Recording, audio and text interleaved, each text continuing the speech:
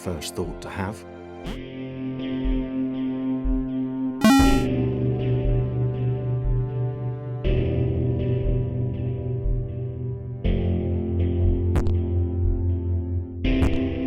Thomas decided to start listing his observations for posterity. 1. The whole alone thing. 2. Portals. They led somewhere. He'd yet to work out where. 3. Falling. Thomas was absolutely fantastic at falling. He was almost as good at falling as he was at observing.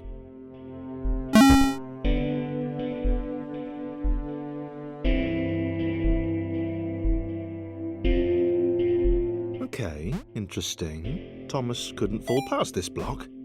Think, damn it, think! What if there was some kind of inverted fall? Some way to... what's the word? Jump.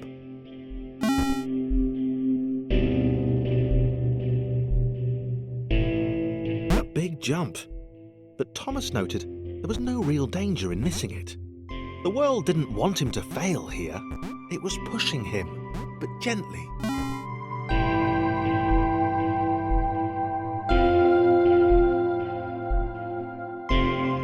This all seemed a little dangerous. This all seemed a little dangerous. The world was not to be trusted.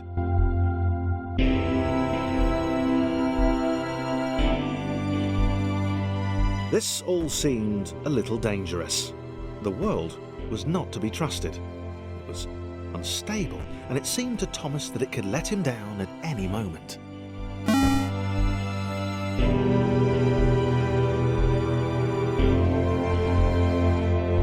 Thomas wondered whether the portals were actually taking him anywhere. He felt like he was making progress, but there wasn't really any way to know.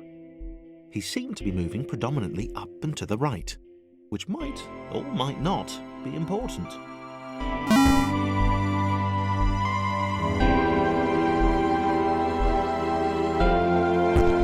It might have been paranoia again, but Thomas could have sworn the world was becoming more complicated.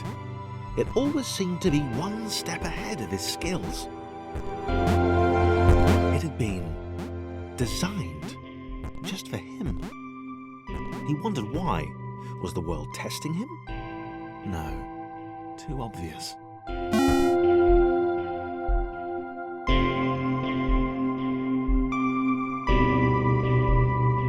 Something about the boiling, toxic, glowing water intimidated Thomas. He didn't like it. He certainly didn't want to swim in it. He made another mental.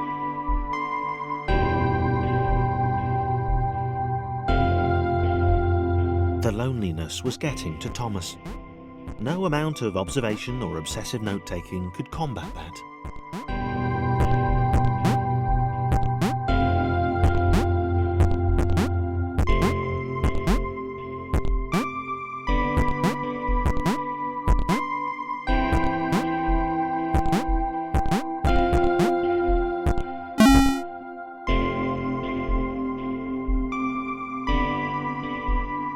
Thomas had a new theory. The world was training him. He could feel himself getting smarter. There was the mental list to consider. Over the minutes and seconds since his spontaneous generation, he'd become a pretty skilled jumper. He was evolving. He just wished he had someone to share it with.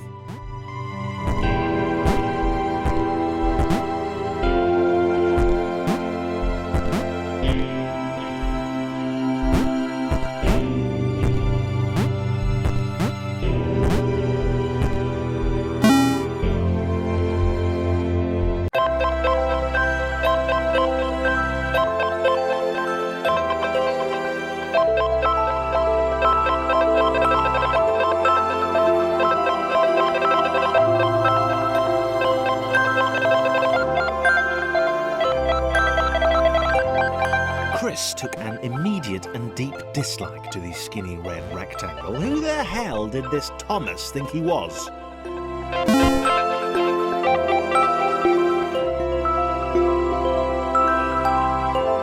Chris had been doing fine. He wasn't the highest jumper, but he'd held his own. He'd even been graceful at times. Well, not technically graceful, it's probably the wrong word, but you know, fine. There was that skinny little runt leaping about like he owned the place.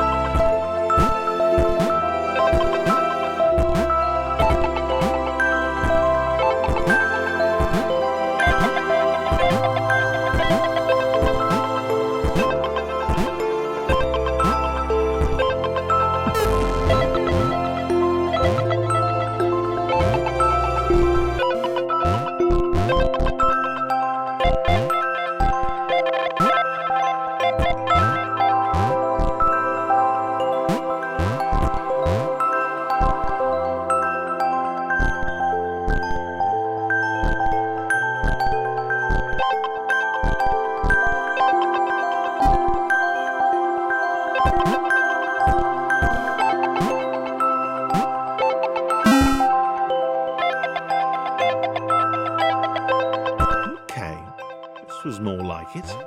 A glowy white thing. Only Chris could get to it, which of course made it all the more enticing. What would it do? What new opportunity might this switch open up to him? Great. Another chance for Thomas to jump slightly higher than Chris. How fortunate. Seriously, this made the whole switch pressing thing entirely worthwhile.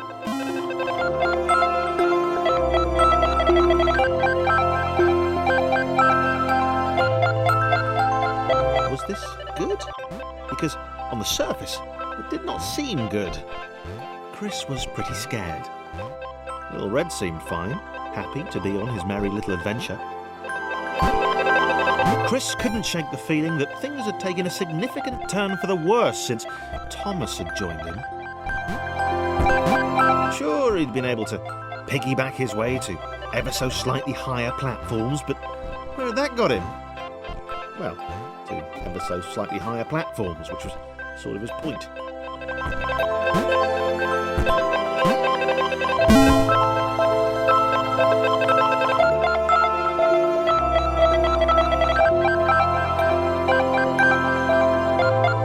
Chris stared at Thomas with pure hatred.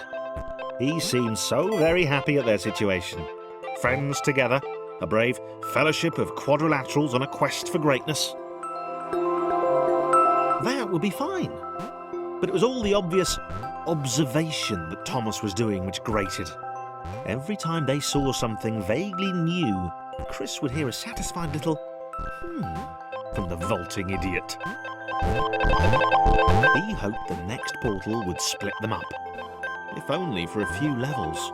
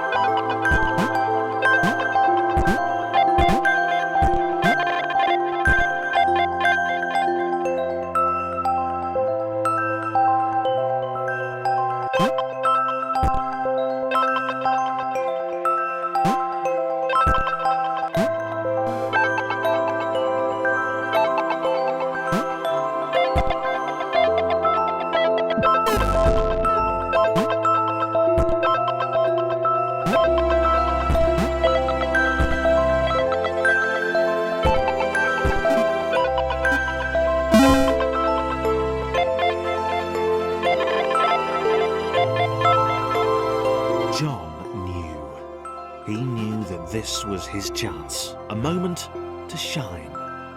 This was game day.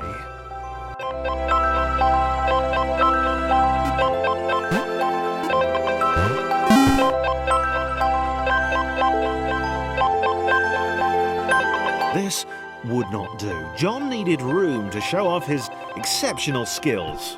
As it was, he was trapped on the wrong side of these little dot things.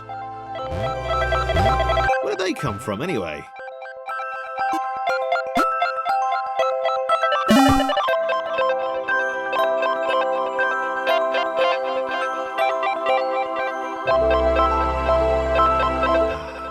John inhaled the air of the open space, and it smelled of awesome. Time to flex those muscles, to put his training to use, time to show those little dots how it was done.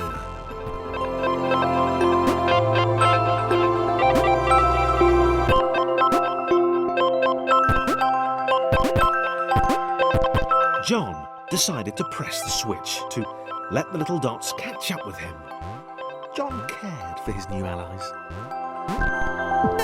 You could tell from the sympathetic expression he'd practiced in the mirror all these years.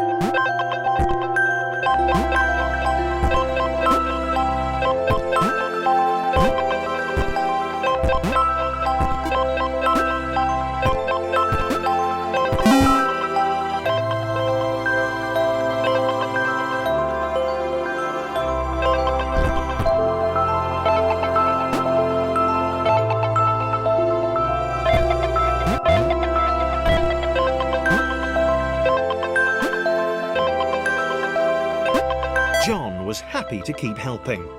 He felt it was important to his image that he was seen to help the little guys.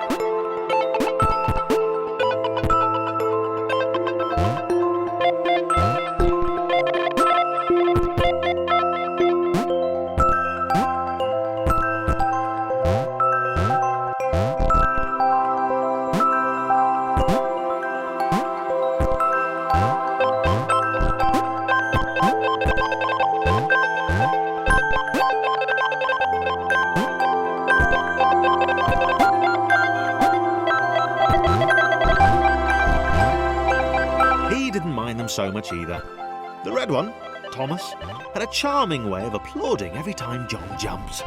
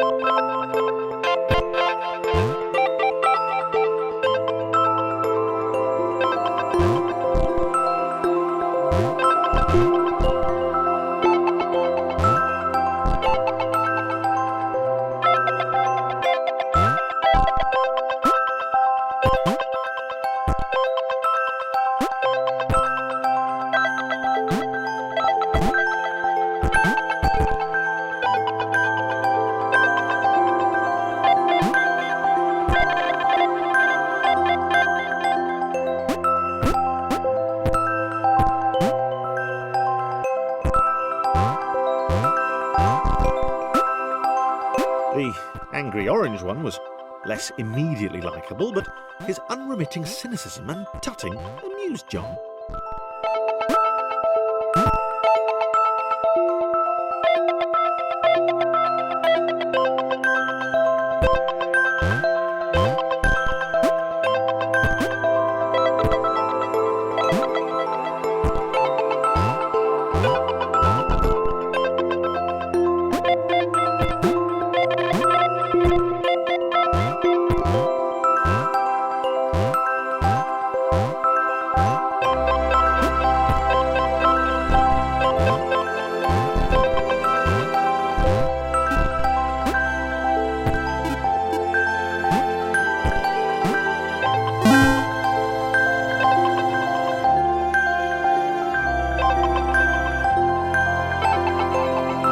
Interesting.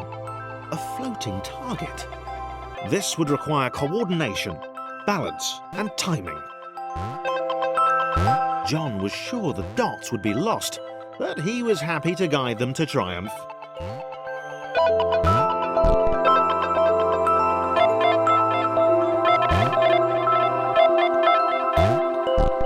Maybe that's what the dots were for. They were there to extend John's reach, to make his performance even more impressive. John liked the thought. He decided to keep them.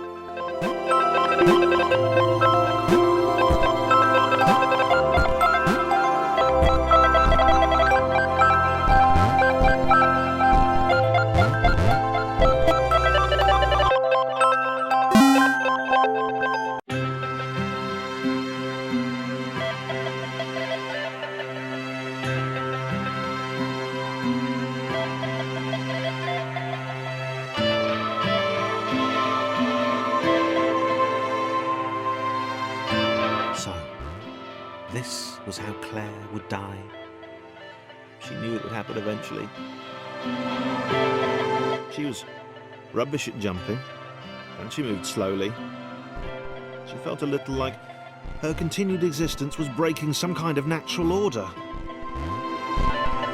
The crumbling pillar was a dramatic death, she supposed. Wait, what? Claire couldn't shake the feeling that she was not, in fact, dead. It was at that moment that Claire realised she had superpowers.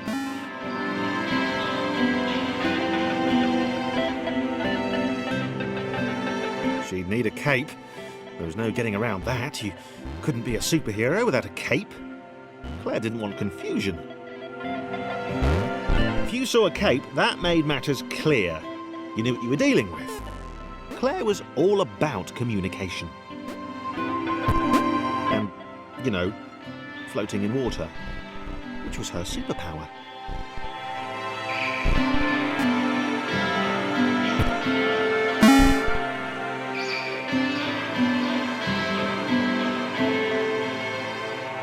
All right. Fear not, my skinny friends, for I am Claire, and I will save you. Claire needed to come up with a superhero name as soon as possible. Claire was rubbish.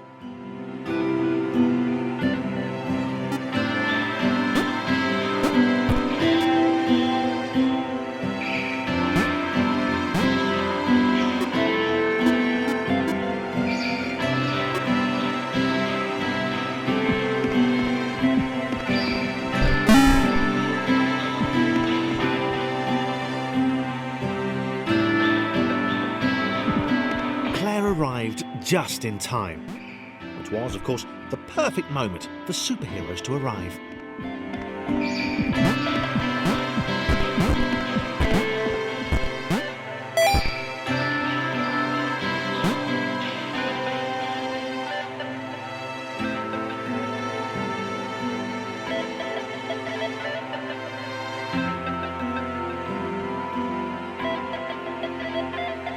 As the water began to rise, Claire vowed to save this little rectangle in as many restarts as it took.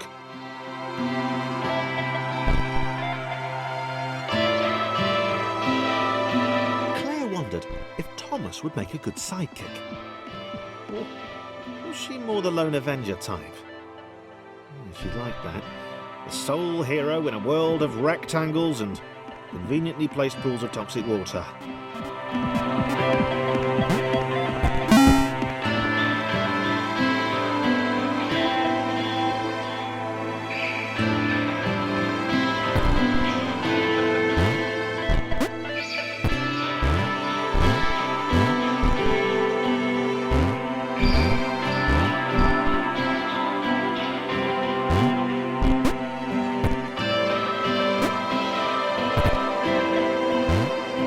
The others told Claire that staircases were a bit of a fixture here. Claire wondered why the world made it so difficult.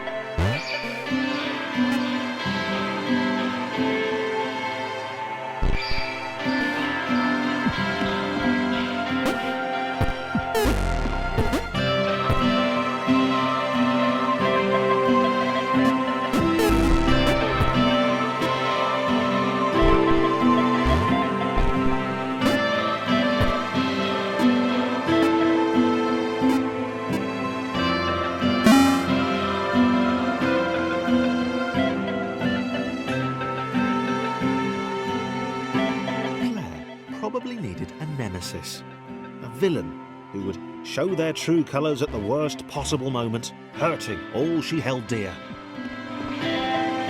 Chris was the most obvious choice. He seemed stroppy enough, and his jump was so pathetic that it conveniently avoided Claire's insecurities. Yes, Chris. Diabolical Chris. The fiendish Christopher.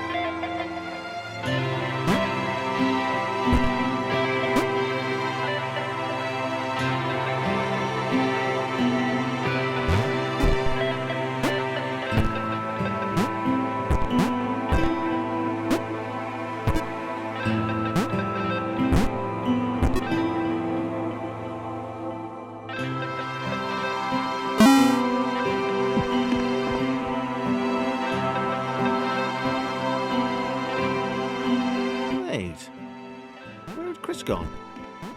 Was he off somewhere, plotting Claire's downfall? If Claire was honest, and she had to be because she was a superhero, this was a troubling turn of events. Still, there were reasonably sized bodies of water to cross.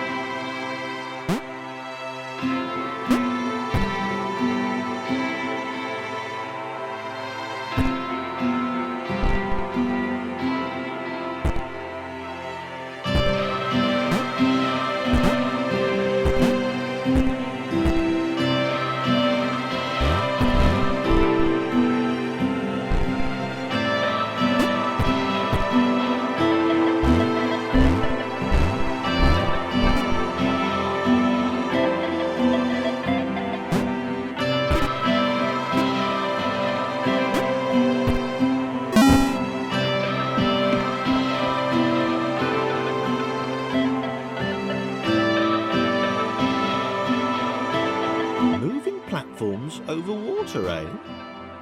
Claire's newly heightened senses told her that there were multiple paths across with various possible configurations of the little posse.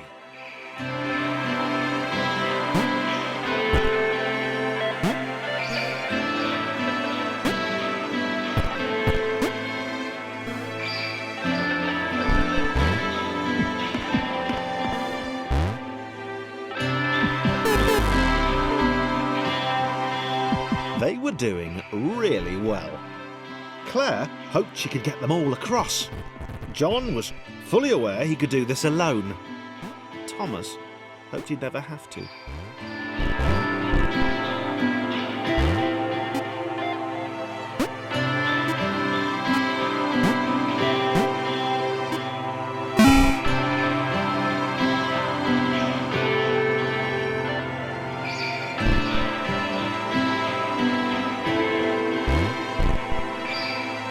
Claire was alone, which was odd, because she wasn't meant to be alone. She needed to be where there were rectangles to save. Being the only superhero in a given space kind of defeats the object. Spikes? That was new. Claire avoided them. She decided they were most likely her kryptonite. Not the rubbish red kryptonite either, the proper radioactive green stuff.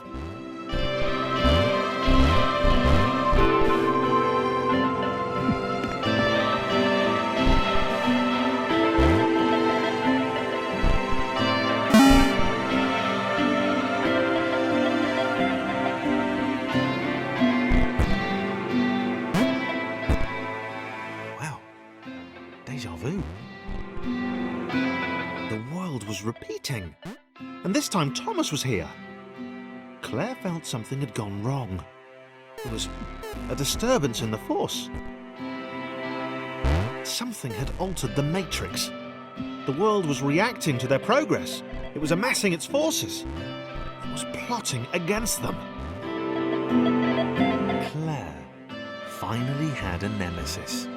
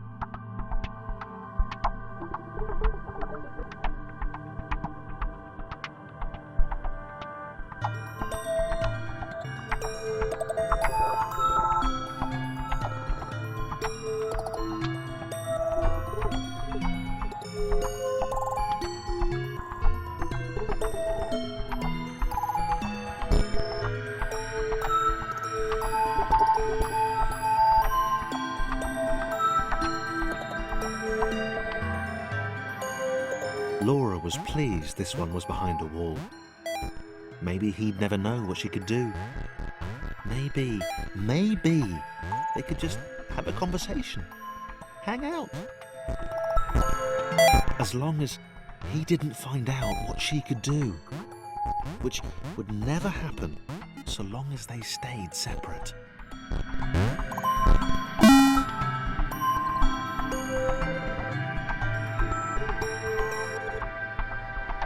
Laura didn't have time to worry about the ominous pixel cloud. It had been following her for some time, and it had kept itself to itself until now.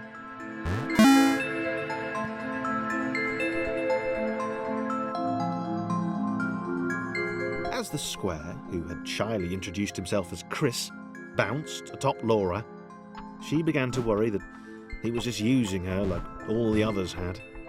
They'd all bounced too, and then they disappeared when her back was turned.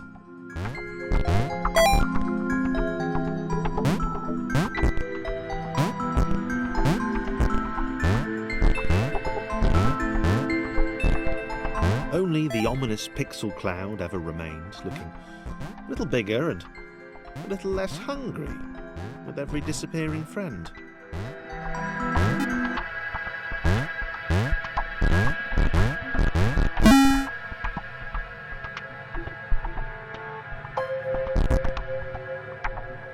With every bounce, Laura found herself less and less irritated by Chris.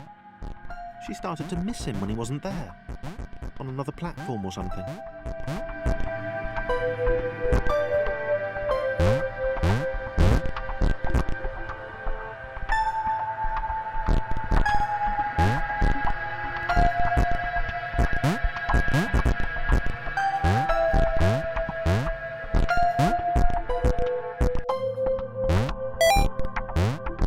She'd wonder what he was up to. Was he missing her? He wasn't saying very much.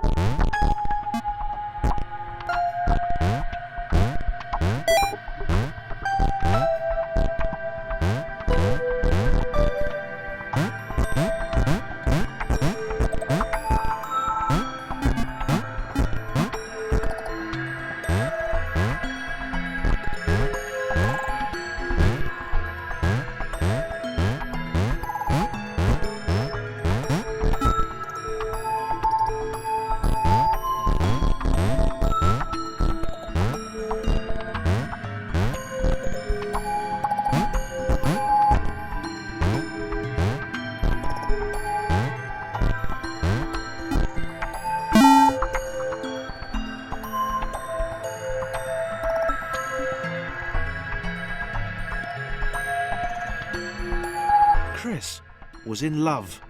She was perfect. He had to tell her so. At some point, he would definitely tell her. Probably best to wait for a moment the large, ominous pixel cloud wasn't about, though. Yeah, probably best to wait.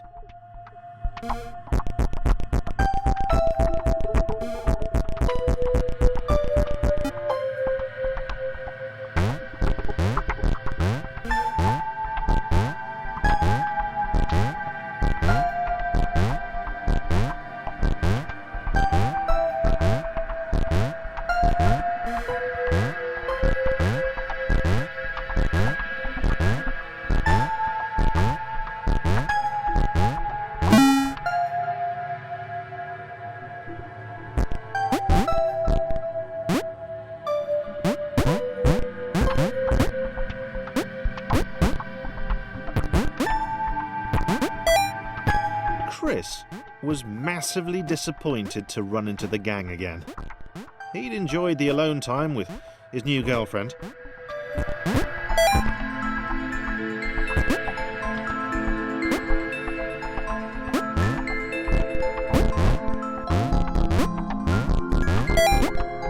Was it too early to refer to Laura as his girlfriend? Only if I say it out loud, he told himself. He didn't want to scare her off.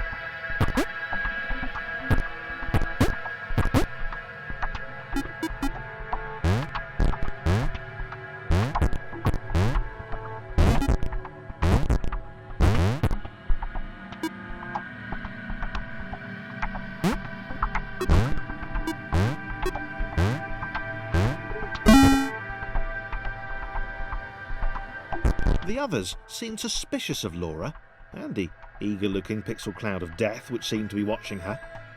Sure, they'd use her inherent bounciness to reach slightly higher jump points, but they wouldn't strike up a conversation with her. Chris found them rude. Rude? And always there.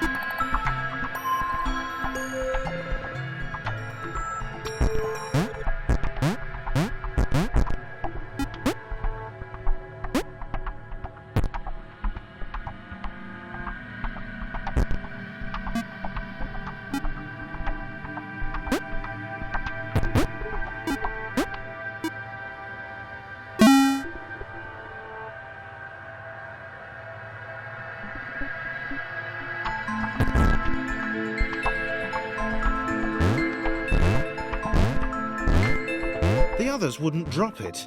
Who's that cloud guy? Why is he following us? What's that rumbling hungry sound he keeps making? Chris, can we just leave Laura behind?